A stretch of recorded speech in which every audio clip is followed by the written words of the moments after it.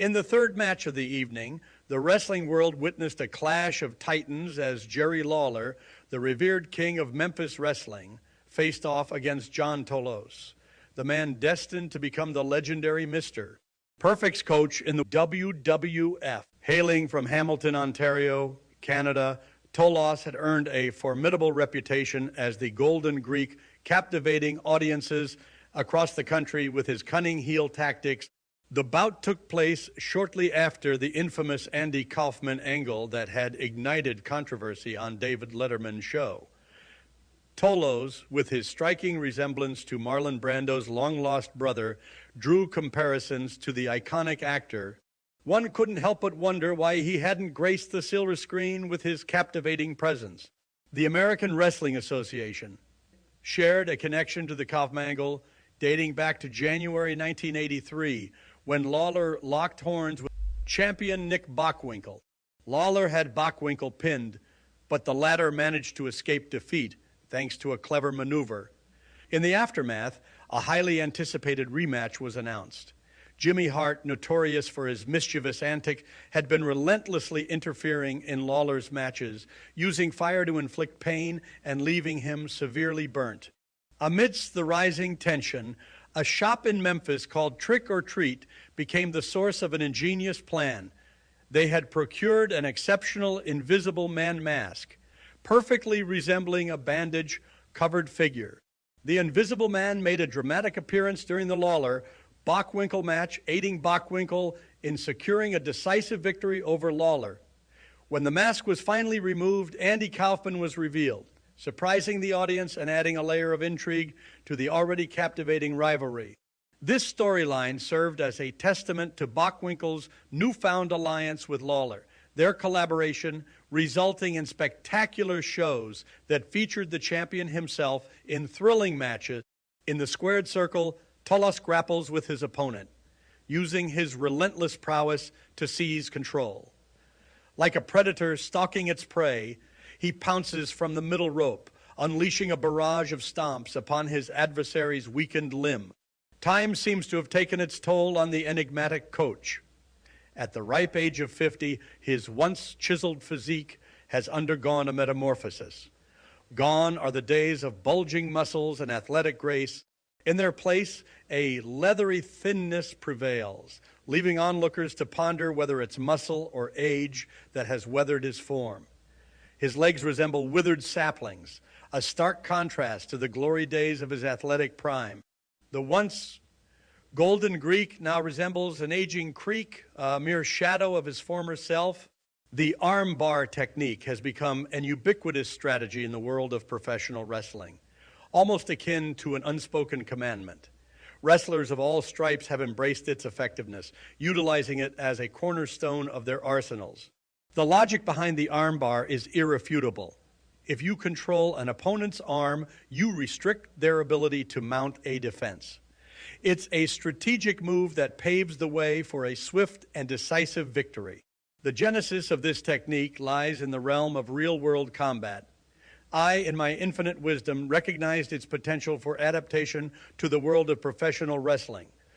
With a few deft modifications, I transformed it into a cornerstone technique for my AWA wrestlers. It's the equivalent of a baseball player's warm-up swings, an essential element in their preparation for the battle ahead. The King's closed fist striking Tolo's face shattered the armbar, sending shockwaves through the audience. As Tolo frantically retreated towards the ropes, Lawler's patented right hand, forged through countless Coca-Cola-fueled nights, halted Tolo's escape. Lawler's fist connected with Tolo's jaw, unleashing a torrent of spit that painted the air. Lawler's headlock ensnared Tolo, leaving him disoriented and vulnerable. With calculated precision, Lawler unleashed a right hook, sending Tolo's head snapping back. The crowd roared their approval as Lawler's strikes found their mark, imbuing the King with an aura of dominance. Tolo, showcasing his resilience, broke free from Lawler's sleeper hold, igniting a flurry of action. An average whip propelled Tolo into a sunset flip, nearly securing a 2 count. The headlock once again became the battleground, with both men straining against each other's strength. A collision in the center of the ring sent both competitors crashing to the mat, each struggling to regain their footing as the clock ticked down, fueled by adrenaline, connected with a powerful punch, sending Toll flying over the top rope. The referee, upholding the rules, declared the match a no contest. The crowd's disappointment was palpable, but the respect for both competitors' tenacity resonated throughout the arena. Trongard's commentary, however, appeared disjointed and incoherent, resembling the ramblings of someone speaking in their sleep. The phrases he uttered seemed to lack logical connection, creating a jumbled narrative that left listeners perplexed. His commentary was a peculiar mix of incomplete thoughts and disjointed utterances, raising questions about his alertness and mental state.